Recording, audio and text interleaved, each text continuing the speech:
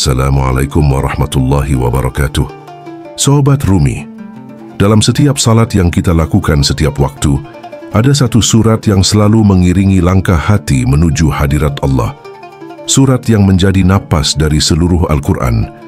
Ia tidak panjang, tapi di dalamnya tersembunyi rahasia yang tak habis diselami para pencari. Surat itu adalah Al-Fatihah, sang pembuka, gerbang menuju kesadaran tertinggi. Bagi sebagian orang, Al-Fatihah hanyalah bacaan wajib. Tapi bagi para sufi, surat ini adalah peta perjalanan ruh. Setiap ayatnya seperti cermin yang memantulkan wajah Sang Pencipta dalam jiwa manusia. Ketika bibir membaca, yang sejatinya berbicara adalah hati. Dan di sanalah makna Al-Fatihah mulai hidup. Para guru sufi berkata, siapa yang memahami Al-Fatihah, ia memahami seluruh Al-Quran. Dan siapa yang memahami seluruh Al-Quran, ia sedang membaca dirinya sendiri. Sebab Al-Fatihah bukan hanya tentang mengenal Allah, tapi tentang mengenal diri yang berasal darinya. Ia mengajarkan bagaimana manusia kembali pulang dari kegelapan ego menuju cahaya cinta ilahi. Setiap huruf dalam surat ini mengandung keheningan. Setiap ayat adalah langkah kecil menuju samudera makrifat. Bismillah membuka kesadaran bahwa tidak ada yang berdiri kecuali dengan namanya. Alhamdulillah mengajarkan bahwa semua pujian, semua rasa syukur, bukan untuk dunia tapi untuk Dia yang mengatur seluruh semesta.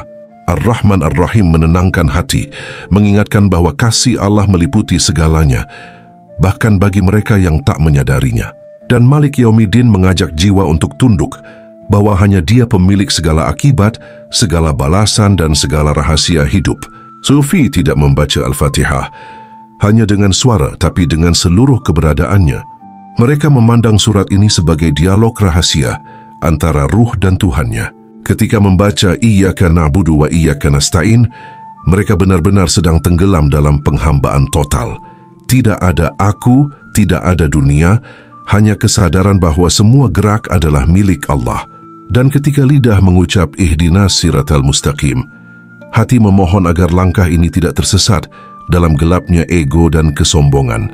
Karena bagi sufi, jalan yang lurus bukan hanya arah menuju surga, tetapi arah menuju kesucian jiwa, jalan menuju keseimbangan antara cinta, akal, dan penyerahan diri.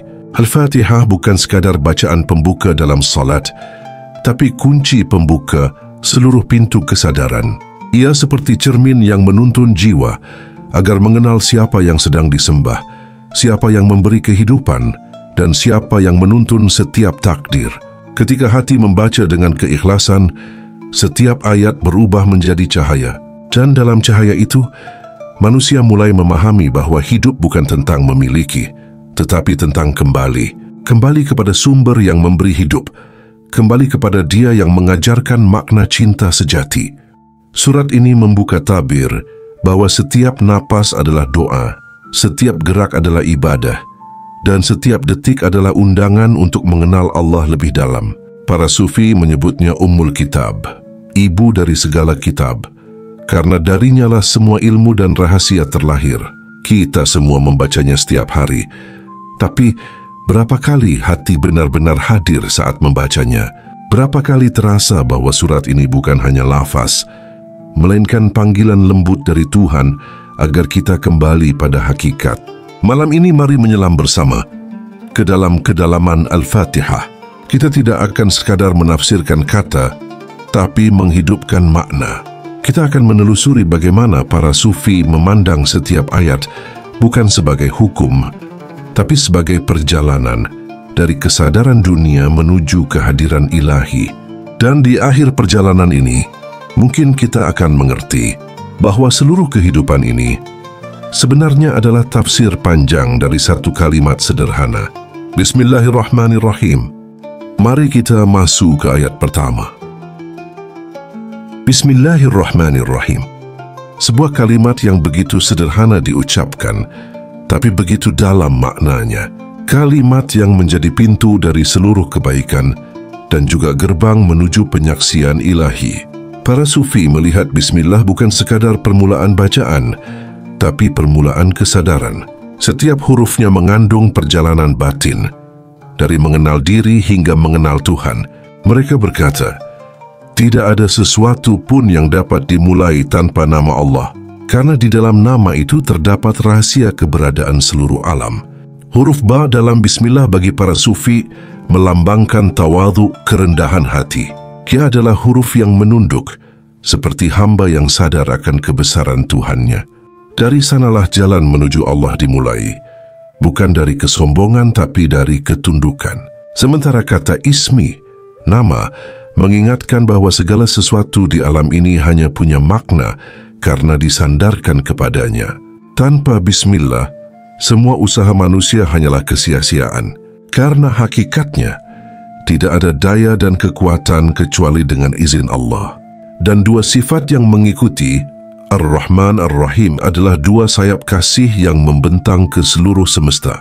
Ar-Rahman mencakup kasih yang universal, kasih yang memberi bahkan pada yang ingkar.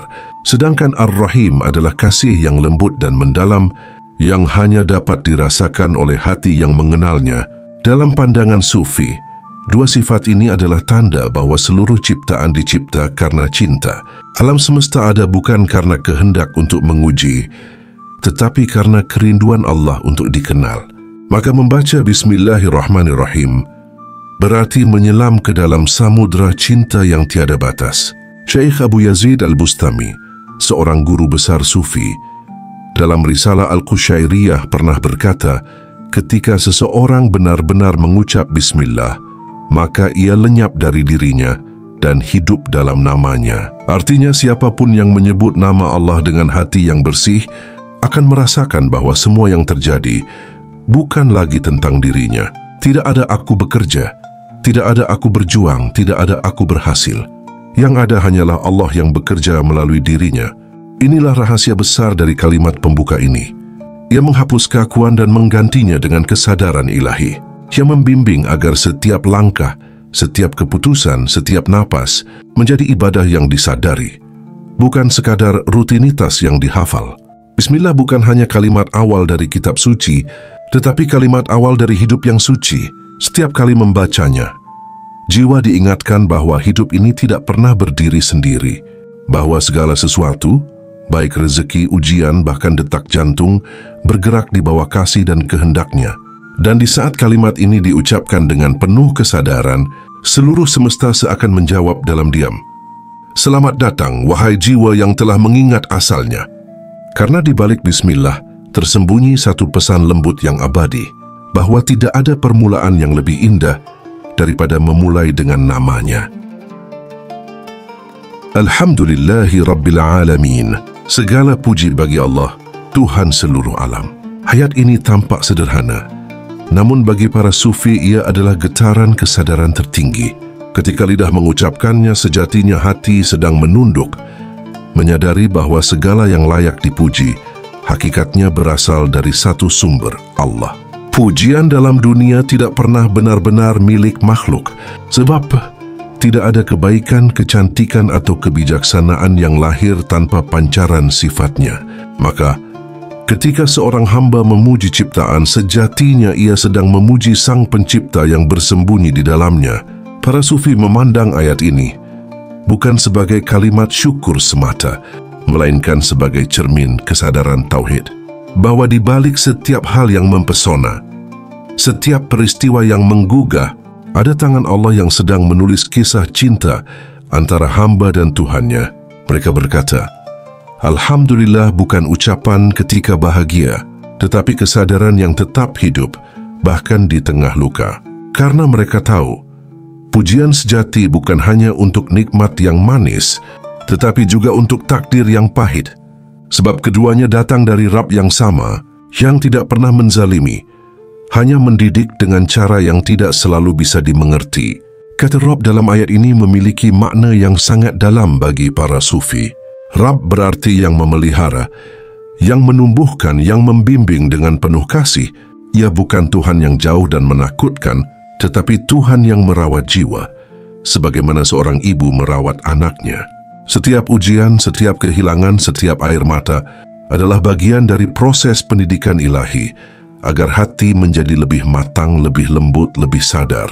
Imam Al-Ghazali pernah berkata dalam kitab Ihya Ulumuddin, Jika hati telah mengenal siapa Rabb-Nya, maka setiap cobaan terasa lembut karena ia tahu bahwa di baliknya tersembunyi rahmat yang belum tampak.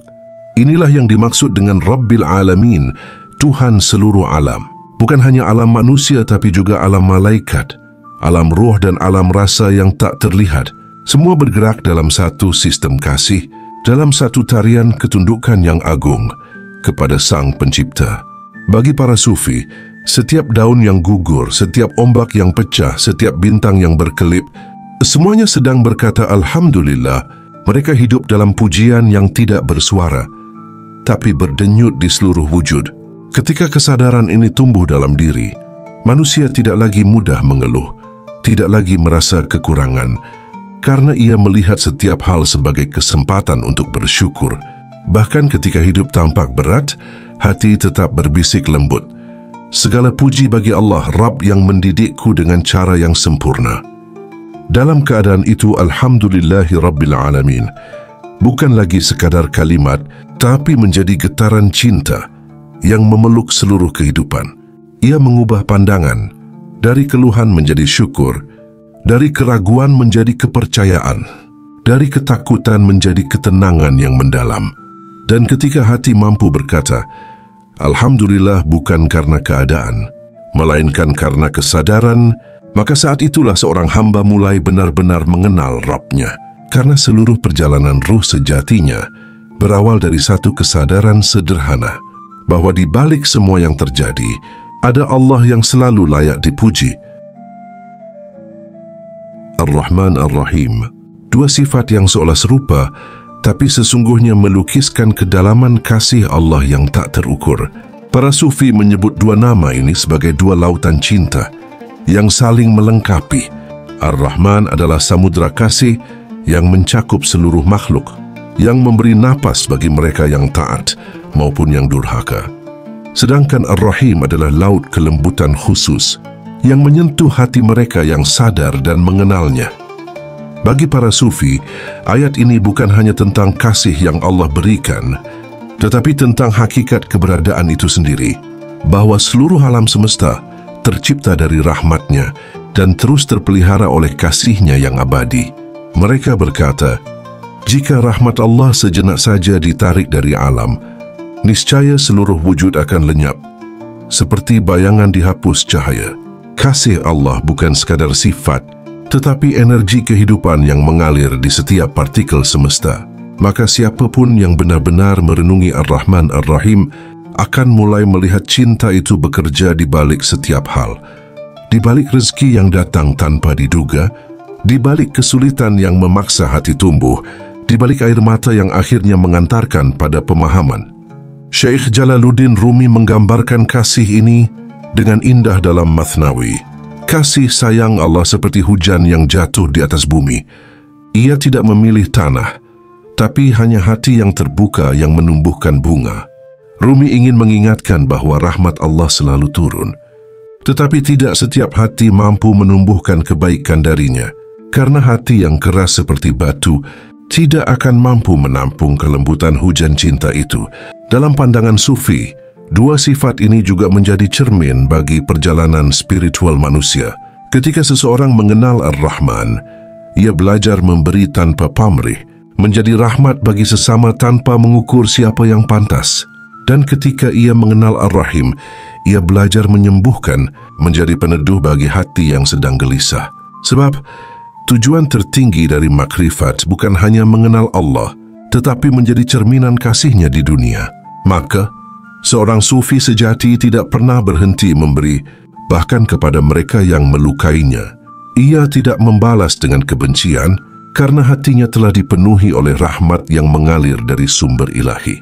Ar-Rahman Ar-Rahim juga menjadi penegasan bahwa setiap takdir, baik yang menyenangkan maupun menyakitkan, selalu diliputi kasih yang sama. Kadang kasih itu hadir sebagai kelembutan, kadang ia datang dalam bentuk ujian, tapi keduanya berasal dari tangan yang sama. Tangan kasih Allah yang menuntun jiwa menuju kedewasaan spiritual. Ketika ayat ini dibaca dengan penuh kesadaran, hati mulai luluh dari rasa takut dan curiga terhadap kehidupan. Karena di balik segala hal yang tampak keras, ada kasih yang sedang membentuk, dan di balik setiap kehilangan, ada rahmat yang sedang menumbuhkan. Inilah sebabnya para sufi menyebut dua nama ini sebagai nafas Allah dalam ciptaan. Karena setiap kali rahmatnya berhembus, kehidupan kembali bernyawa. Dan bagi jiwa yang telah menyadarinya, hidup tidak lagi terasa seperti beban, tetapi menjadi taman kasih yang terus berbunga di bawah cahaya Ar-Rahman dan Ar-Rahim. Maliki Yaumiddin, dialah penguasa hari pembalasan. Dalam pandangan para sufi, ayat ini bukan sekadar janji tentang hari akhir, tetapi cermin dari kesadaran batin bahwa setiap detik dalam hidup sebenarnya adalah hari pembalasan bagi hati yang sadar. Bagi mereka, Yaumiddin bukan hanya hari setelah kematian, melainkan setiap saat ketika manusia melihat akibat dari amalnya sendiri. Ketika keburukan menimbulkan gelisah di dada, itulah hisab. Ketika kebaikan menghadirkan kedamaian, itulah pahala yang dibalas seketika. Maka bagi para sufi, hari pembalasan tidak menunggu datangnya kiamat. Ia telah dimulai sejak hati mengenal nurani, sebab Allah adalah Malik, sang pemilik mutlak dari segala akibat.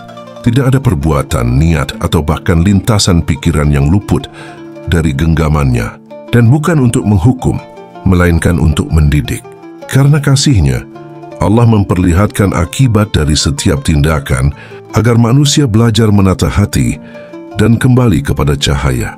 Para guru sufi memandang ayat ini sebagai undangan untuk menyadari tanggung jawab batin, bahwa segala sesuatu yang dilakukan, dikatakan, bahkan disimpan di dalam dada, akan kembali pada diri sendiri. Bukan karena murka Tuhan, tetapi karena hukum keseimbangan cinta yang diciptakannya. Syekh Ibnu Arabi dalam Futuhat Al-Makkiyah menulis, setiap hari adalah hari pembalasan bagi orang yang mengenal dirinya, sebab siapa yang melihat Allah di dalam dirinya akan melihat bagaimana setiap amalnya kembali padanya. Makna ini begitu halus dan dalam. Ia mengajarkan bahwa hisab sejati tidak terjadi di luar diri, tetapi di dalam kesadaran. Setiap kali hati merasa bersalah setelah melukai, setiap kali nurani menegur dengan lembut, itulah Yaumiddin yang sedang berlangsung dalam diri. Bagi para sufi, menyadari bahwa Allah adalah Malik, pemilik segalanya, berarti melepaskan klaim kepemilikan atas hidup ini. Tidak ada yang benar-benar milik manusia. Bukan harta, bukan jabatan, bukan bahkan tubuh ini. Semuanya adalah titipan yang kelak dikembalikan.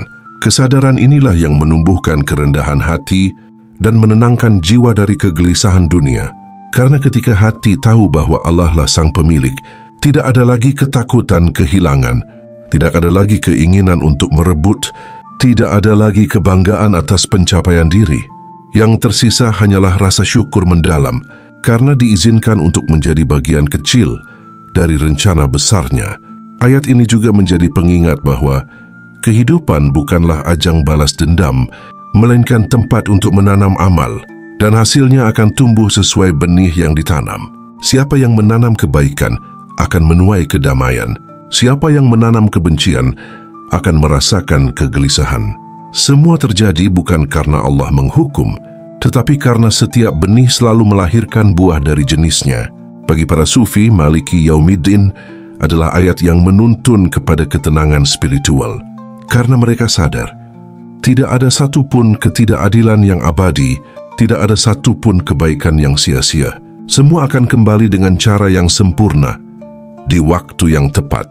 Dan disitulah letak keindahannya, bahwa Allah bukan hanya hakim yang mengadili, tetapi juga guru yang mendidik dengan kasih. Ia tidak menunggu akhir zaman untuk menyeimbangkan, karena keseimbangan ilahi telah berjalan setiap hari dalam hidup ini. Maka, ketika hati membaca Maliki Yaumiddin dengan penuh kesadaran, jiwa akan tenang, tidak lagi takut akan takdir, tidak lagi cemas terhadap masa depan, karena tahu bahwa hidup ini berada dalam genggaman pemilik yang maha adil dan maha pengasih. Dan di titik itu manusia mulai memahami bahwa hari pembalasan sejati bukan tentang surga dan neraka di ujung waktu, tetapi tentang bagaimana setiap detik adalah kesempatan untuk menyucikan diri agar layak kembali ke hadiratnya dengan hati yang tenang. Iyyaka na'budu wa iyyaka nasta'in.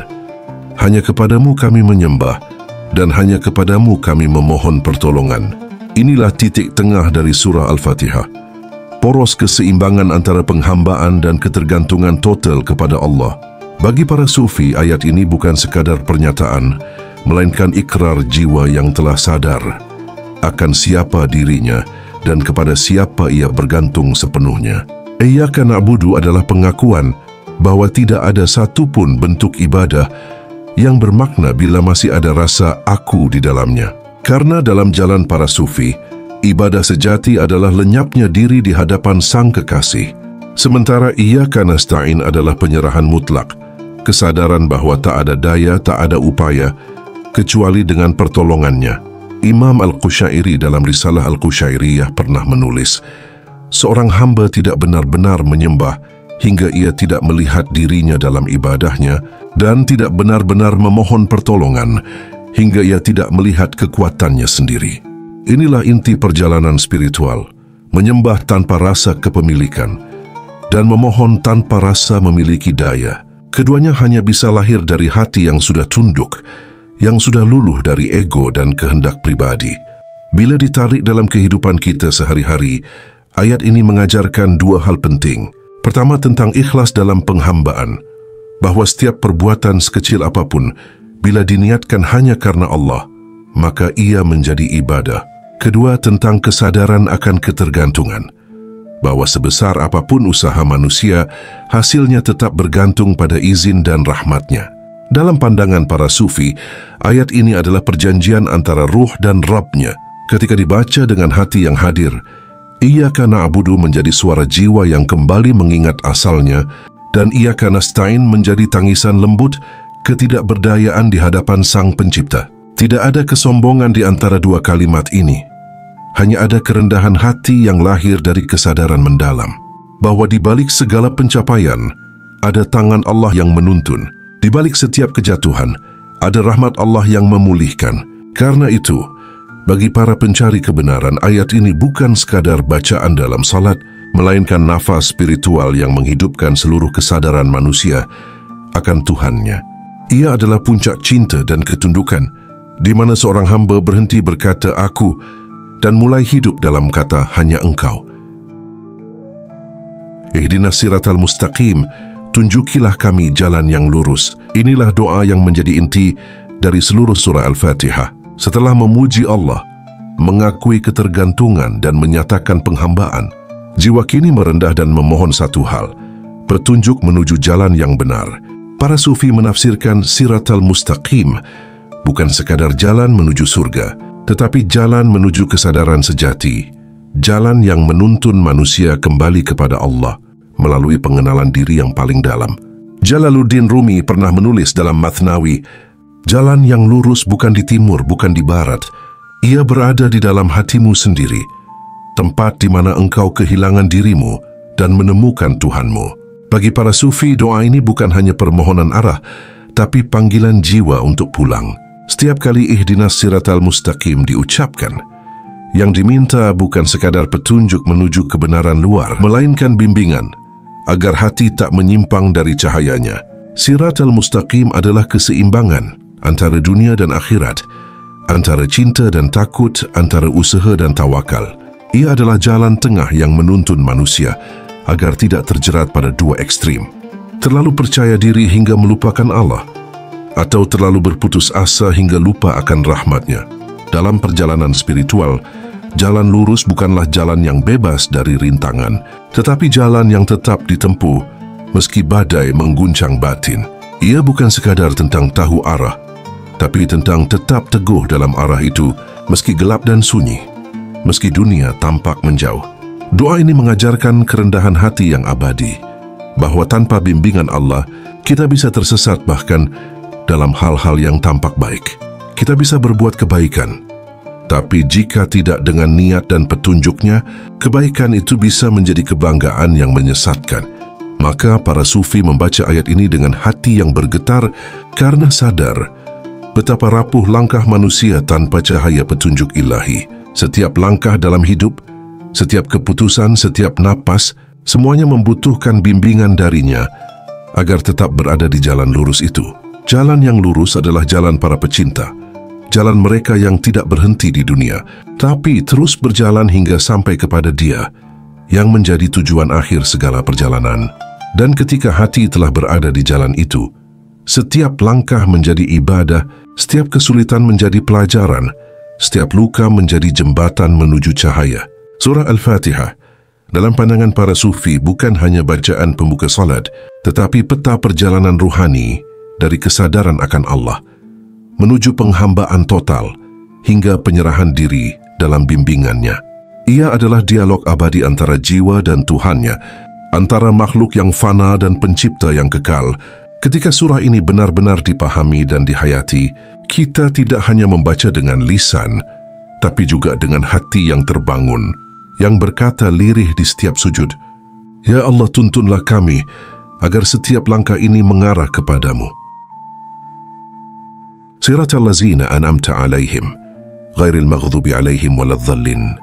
Jalan orang-orang yang Engkau beri nikmat, bukan jalan mereka yang dimurkai, dan bukan pula jalan mereka yang tersesat.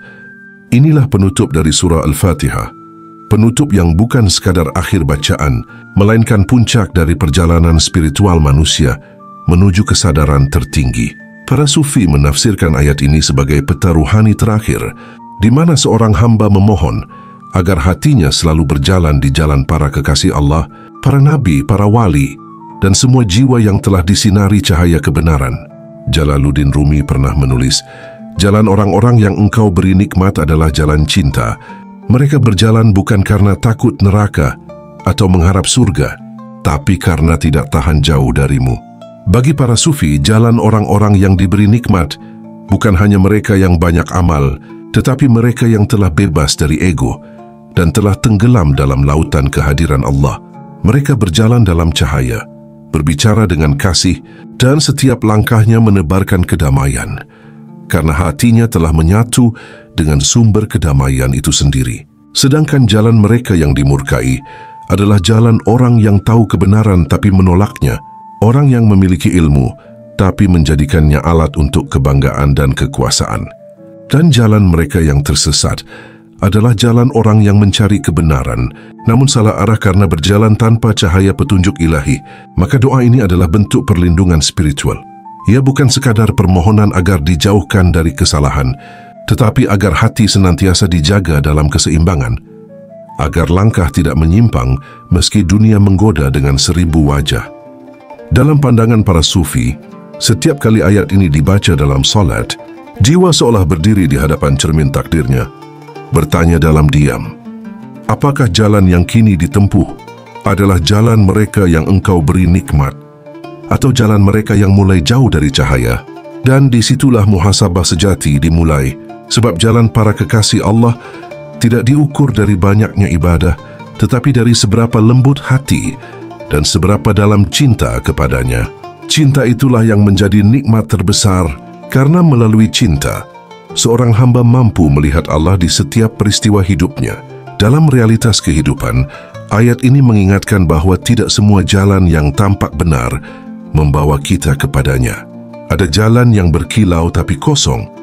Ada jalan yang gelap tapi justru membawa kita pulang. Para sufi memilih berjalan dengan hati yang sadar karena mereka tahu cahaya petunjuk tak pernah datang dari luar. Ia menyala dari dalam hati yang telah disentuh oleh rahmatnya.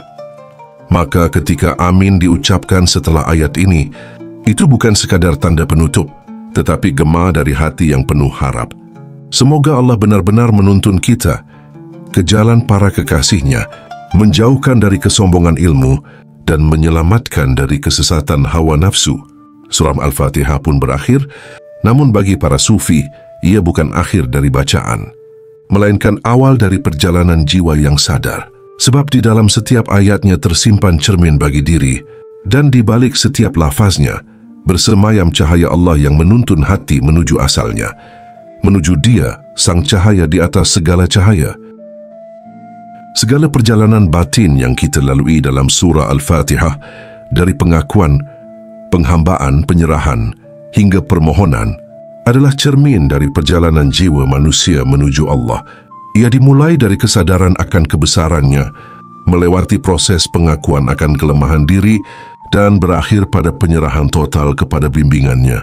Para sufi menyebut Al-Fatihah sebagai Ummul Kitab, induk dari segala ilmu dan rahasia kehidupan, sebab di dalam 7 ayatnya terkandung seluruh rahasia hubungan antara manusia dan Tuhannya. Ia bukan hanya bacaan pembuka salat, tetapi peta pulang bagi setiap jiwa yang rindu untuk kembali ke asalnya. Ketika dibaca dengan hati yang sadar, setiap lafaz dalam Al-Fatihah menjadi langkah spiritual. Bismillahirrahmanirrahim menyalakan cinta. Alhamdulillahi Rabbil Alamin menumbuhkan syukur. Ar-Rahmanir-Rahim menumbuhkan kasih. Maliki Yaumiddin mengajarkan tanggung jawab jiwa. Iyyaka na'budu wa iyyaka nasta'in menumbuhkan kerendahan hati. Ihdinas siratal mustaqim menumbuhkan kesadaran arah hidup.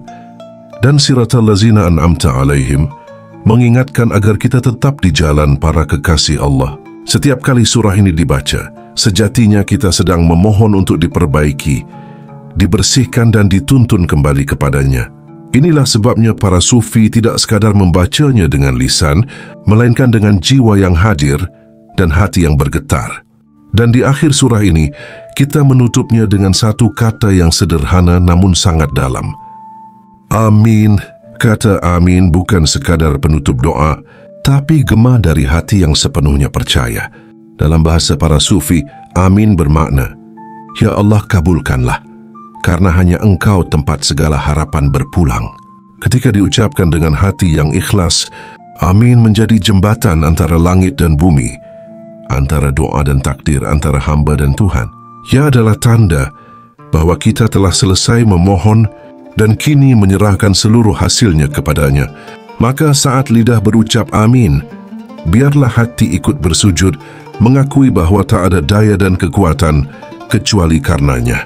Karena doa tanpa penyerahan hanyalah permintaan, tetapi doa dengan penyerahan adalah ibadah yang sejati. Jika pembahasan ini menyalakan cahaya kecil di dalam hatimu, mari jaga cahaya itu bersama. Tekan tombol like sebagai tanda syukur, tulis amin di kolom komentar sebagai bentuk doa bersama, dan subscribe agar perjalanan spiritual ini terus menyertaimu dalam setiap video. Semoga setiap amin yang terucap dari bibir yang ikhlas menjadi saksi di hadapan Allah bahwa di dunia yang bising ini masih ada hati-hati yang rindu untuk pulang kepadanya. Karena pada akhirnya semua jalan akan berakhir pada satu tujuan. Dia yang Maha Mengasihi, Dia yang menjadi awal sekaligus akhir dari setiap doa. Wassalamualaikum warahmatullahi wabarakatuh.